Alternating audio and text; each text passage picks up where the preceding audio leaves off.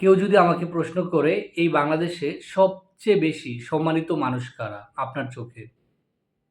তাহলে আমি অবশ্যই বলব এই বাংলাদেশে সবচেয়ে বেশি সম্মানিত হচ্ছে ২ শ্রেণীর মানুষ। নাম্বার 1 পলিটিশিয়ান অর্থাৎ যারা রাজনৈতিক নেতা আছেন, it's my personal opinion. Number 2 হচ্ছে আমাদের যারা শ্রদ্ধেয় আলেম ওলামারা আছেন। যদি সেকেন্ড প্রশ্ন করো এই বাংলাদেশে সবচেয়ে বেশি মিথ্যা কথা কারা বলে, সবচেয়ে বেশি ফ্রড ইনফরমেশন কারা দেয়, তাহলে সেই ক্ষেত্রেও ১ নম্বরে থাকবে রাজনীতিবিদরা, ২ নম্বরে হচ্ছে ফ্রড ধর্মীয় স্কলার, ফ্রড কিন্তু যারা জেনুইন না। এই ২ শ্রেণীর মানুষ বাংলাদেশে যা ইচ্ছে তাই বলে। ২টো পয়েন্ট নিয়ে কথা বলব। এলাকায় থাকি, আমার জন্মস্থান হচ্ছে ভোলা। ভোলা হবে সিঙ্গাপুর। আমার পাশের আমাদের যে বিভাগীয় শহর বরিশাল, বরিশাল সিটি কর্পোরেশন হবে সিঙ্গাপুর। এই টাইপের শত, শত নিউজ, শত, শত আর্টিকেল পত্র-পত্রিকায়, সোশ্যাল মিডিয়ায়, বিভিন্ন জায়গায়, বিভিন্ন রাজনৈতিক নেতাদের ভাষণে আমরা শুনেছি বিগত বছরগুলোতে। ভোলা কি সিঙ্গাপুর হয়ে গেছে? সিঙ্গাপুরের ধারে কাছে আমরা যেতে পেরেছি? সেটা আমার কোনো প্রশ্ন না। আমরা পেরেছি কি পারি নাই, that is another point. But আমার কথা হচ্ছে ভোলা সিঙ্গাপুর হতে হবে কেন? ভোলা ভোলার মতোই হোক। বাংলাদেশ বাংলাদেশের মতোই হোক। নিজস্ব স্বকীয়তা থাকুক। দেখেন সিঙ্গাপুরের ভৌগোলিক অবস্থান, সেখানকার আবহাওয়া, সেখানকার মানুষের কালচার, সেখানকার মানুষের ধর্ম, সেখানকার মানুষের পলিটিক্যাল কন্ডিশন, সেখানকার মানুষের লাইফস্টাইল আর বাংলাদেশের কিন্তু এক না। Far and far difference. রাত আর দিনের মতো ডিফারেন্স। তাই না? সেখানকার অর্থনৈতিক কন্ডিশন, জিওগ্রাফিক্যালি তারা যেই কন্ডিশনে আছে তারা যেই অ্যাডভান্টেজ নিতে পারে, ঠিক আছে? আমাদের কন্ডিশন ঐরকম না। তাহলে আমাদেরকে ভাই সিঙ্গাপুর কেন হতে হবে? এখন অনেকেই বলবেন যে ইটস অ্যান এ মডেল। এটাকে আমরা একটা এক্সাম্পল হিসেবে ধরতে চাই যে আমরা এরকম আ অবস্থায় যেতে চাই। তাহলে যারা এই ভাষণগুলো দেন তাদেরকে আমি বলি, সিঙ্গাপুর কিভাবে আজকের এই অবস্থানে পৌঁছেছে সেটা নিয়ে কি কোনো স্টাডি আছে আমাদের? জাস্ট স্টেজে উঠলো আর বলে দিলাম যে বাংলাদেশ হয়ে যাবে সিঙ্গাপুর। মিথ্যা আশ্বাস দিলাম জনগণকে। সিঙ্গাপুরের urban planning, city planning, town planning, সিঙ্গাপুরের মাস্টার প্ল্যান, তারা ৪০-৫০ বছর পরে কোথায় ভবন হবে সেই যে ভবনটা একদম টোটাল শহরকে মাস্টার প্ল্যান করে বসিয়ে রেখেছে। রোড নেটওয়ার্কিং সিস্টেম আম কিভাবে হবে, ঠিক আছে? এয়ার ফ্লো কিভাবে হবে একটা শহরের? এভরিথিং সেখানে মানে অনেক পয়েন্ট অফ ভিউ তাদের এগ্রিকালচার সিস্টেম, তারা কি তাদের জমি নেই। তারা কিভাবে নিজেদেরকে এই যে তাদের যে ছোট্ট আয়তনের একটা দেশ, তারা কিভাবে ম্যানেজ করছে এগুলো? সেগুলো নিয়ে কি আমাদের ন্যূনতম স্টাডি আছে? শুধু স্টেজে উঠলো আর বলে দিলাম ভোলা হবে সিঙ্গাপুর, বাংলাদেশ হবে সিঙ্গাপুর, মানুষকে ফ্রড আশ্বাস দেওয়ার। আসলে কোনো প্রয়োজন নেই। বাংলাদেশের স্বকীয়তায় আগাক। এখন পর্যন্ত এরকম ভিশনারি লিডার আমাদের দেশে নেই যে তা না, আছে। যে স্পেসিফিক প্রবলেমগুলো ফাইন্ড আউট করতে হবে। আমরা কি বিষয়গুলোতে প্রবলেম ফেস করছি। ফর এক্সাম্পল ঢাকা সিটিতে বৃষ্টি ১০-১৫ মিনিট বৃষ্টি হলেই আগারগাঁ থেকে মিরপুর পর্যন্ত রাস্তায় পানিতে ভরে যায়। রাস্তায় জ্যাম। এগুলো নতুন কোনো প্রবলেম না। এখানকার মানুষের আম যেই মেন্টাল হেলথ, ঠিক আছে? এগুলোতে ইমপ্যাক্ট পড়ছে। ঘন্টার পর ঘন্টা সময় নষ্ট হচ্ছে। এই যে যানজট বলেন, এটা ঢাকা শহর কেন্দ্রিক, ঠিক আছে? এর বাইরে শুধু ঢাকা তো বাংলাদেশ না। এর বাইরেও তো বাংলাদেশে হাজার, হাজার গ্রাম আছে, ইউনিয়ন পরিষদ আছে, উপজেলা আছে, সিটি কর্পোরেশন আছে, অনেক, তাই না? সামগ্রিকভাবে এই বাংলাদেশকে যদি আমরা আ কি বলে এটাকে? ডেভেলপমেন্ট করতে চাই, বাংলাদেশকে একটা ভালো অবস্থানে নিয়ে যেতে প্রত্যেকটি এরিয়া ভিত্তিক মাস্টার প্ল্যান করতে হবে।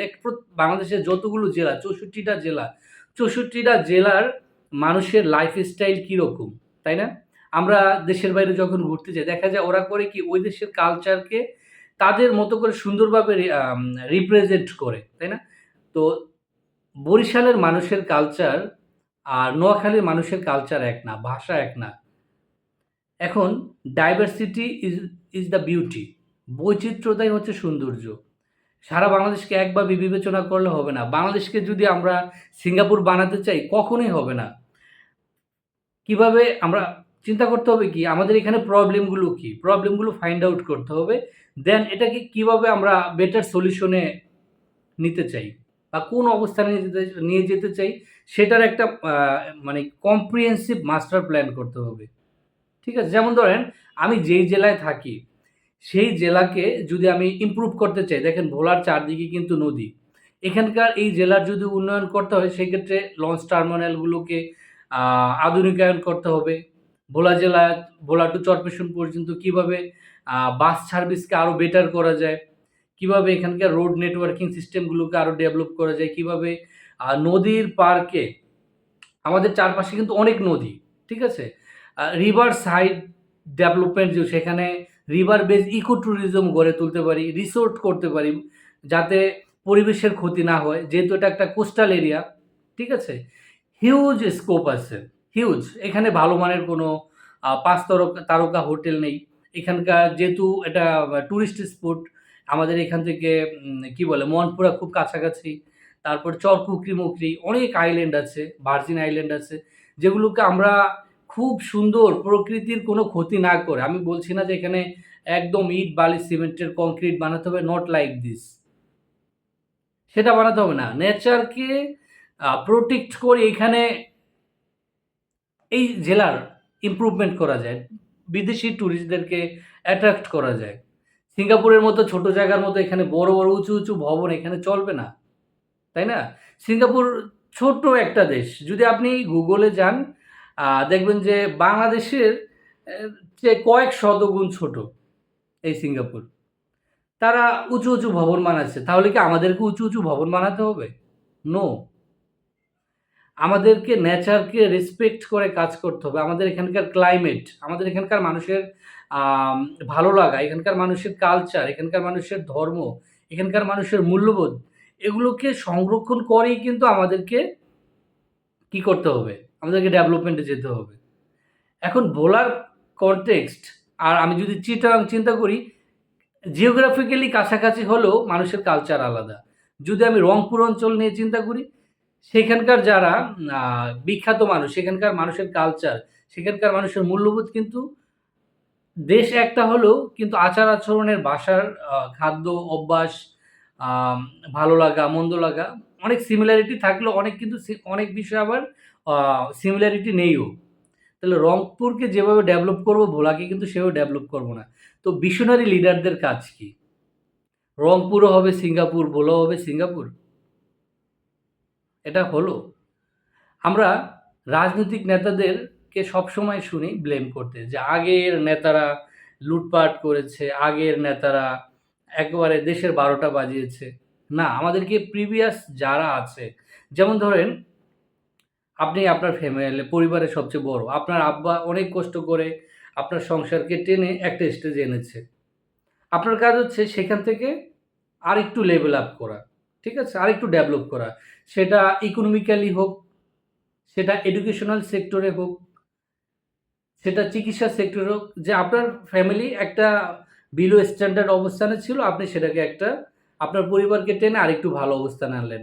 আপনার ছেলে-মেয়ে, আপনার পরবর্তী প্রজন্ম এটাকে আরো ডেভেলপ করলো। একটা দেশ তো একটা পরিবারের মতোই। একটা পরিবার যেমন ৫, ৭, ১০ জন, ১৫ জন সদস্য নিয়ে একটা দেশ কিন্তু অনেকগুলো পরিবারের সমষ্টি। তো প্রিভিয়াস নেতারা যেই দলেরই হোক না কেন, তারা তো একটা স্টেজে দেশকে এনেছে। আপনার কাজ হচ্ছে কি, হ্যাঁ, আপনি রাজনৈতিকভাবে সমালোচনা করতে পারেন, that is another point. But আগের স্টেজে যতটুকু যে অবস্থানে ছিল তার চেয়ে বেটার পজিশনে ধীরে, ধীরে নিয়ে যাওয়া।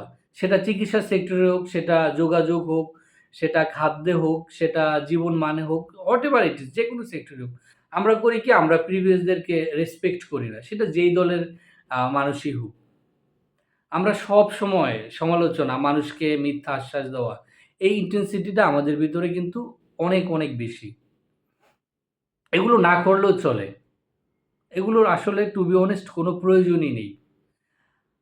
কিছুদিন আগে একজন খুব পরিচিত ধর্মীয় স্কলার, খুব জনপ্রিয়, নাম মেনশন না করি।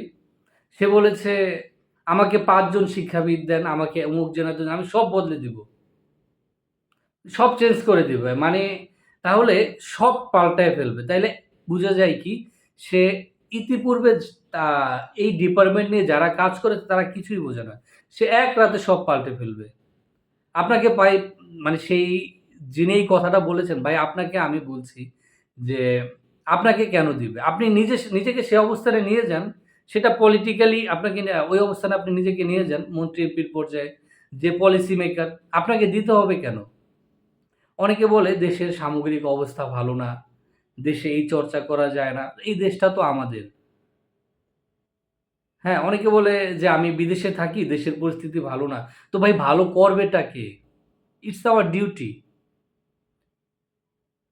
আমাদের পরিবারে কোনো প্রবলেম হলে সেটা যেমন আমরা নিজেরা সলভ করি, তো দেশটাও তো একটা পরিবার। আমাদের দেশে অনেক করাপশন, রাজনৈতিক নেতারা যা ইচ্ছা তাই বলে।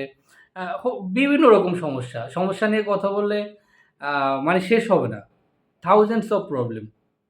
বাট এটার সলিউশন এর দায়িত্ব কার? আমি বলছি না যে বিদেশ যাওয়া যাবে না, হ্যাঁ? প্রবাসে যারা কাজ করে, হ্যাঁ? সমস্যা নিয়ে দেশে সমস্যা নেই তা না, সমস্যা আছে। But it's our duty.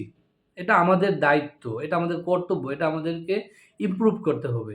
তাই না? আমরা শুধু সময় সমস্যা নিয়েই কথা বলব কিন্তু সলিউশন নিয়ে কথা বলব না, এটা তো হয় না। এক হুজুর, যার কথা বলছিলাম, ফোন কল চলে আসতেছে, যে সে সব বদলে দিবে। শিক্ষা ব্যবস্থাই পাল্টায় দিবে। মানে ধ্বংসাত্মক চিন্তাভাবনা। আমরা আমাদের মানে প্রিভিয়াস যারা ধরেন আজকে আমি একটা ধরেন কনস্ট্রাকশন সেক্টর নিয়ে কাজ করি। ঠিক আছে? খুব ছোট একটা পরিসরে। এখন আমি যদি বলি আমাকে দায়িত্ব দেন, আমি সব বদলায় দিব। একবারে ওভারনাইট ২ মাসে, ৬ মাসে, ২ বছরে। এটা দিয়ে কি মিন করে? মিন করে যে আমি আমার প্রিভিয়াস যারা ছিল, আমার যারা সিনিয়র ছিল, আমার যারা পূর্বপুরুষ ছিল, সেটা পেশাদার হোক আরকি, সিনিয়র আর্কিটেক্ট ছিল, তারা কিচ্ছু করেনি। এটা কি অ্যারোগেন্স না? অবশ্যই এটা অ্যারোগেন্স। আমাদেরকে আমাদের পূর্বপুরুষদের অনেক ভালো কর্ম আছে, অনেক খারাপ কর্ম আছে। আমরা খারাপটাকে এভয়েড করে হবে কি যেটা ভালো, সেটাকে আমাদেরকে মেনে নিতে হবে। সব বদলে দিলে তো সমাজ টিকে থাকবে না। যদি আমরা সব এখনই বদলে দেই, হ্যাঁ, এটা কি পসিবল? সব বদলে দেওয়া আসলেই?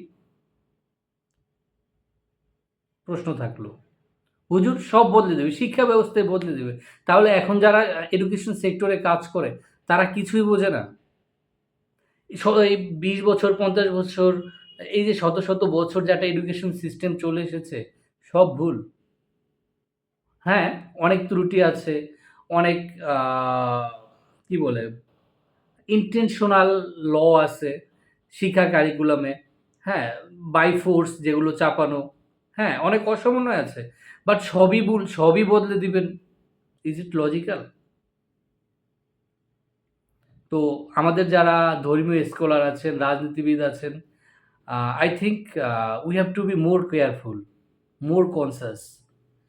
কোনো বক্তব্য দেওয়ার আগে একটু এই কথার সামনে এবং পিছনে বা এটার সুদূর প্রসারী কি হবে প্রভাব, সেটা নিয়ে আমাদেরকে চিন্তা করতে হবে। বাংলাদেশ হয়ে যাবে সিঙ্গাপুর, ভোলা হয়ে যাবে সিঙ্গাপুর, বরিশাল হবে সিঙ্গাপুর। ভোলা ভোলার মতোই সুন্দর হোক, তাই না? এখানকার প্রবলেমগুলোকে ফাইন্ড আউট করে সলিউশন করতে হবে।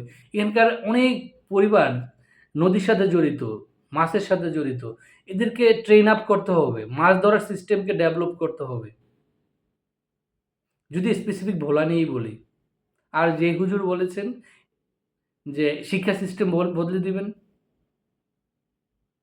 It's very tough.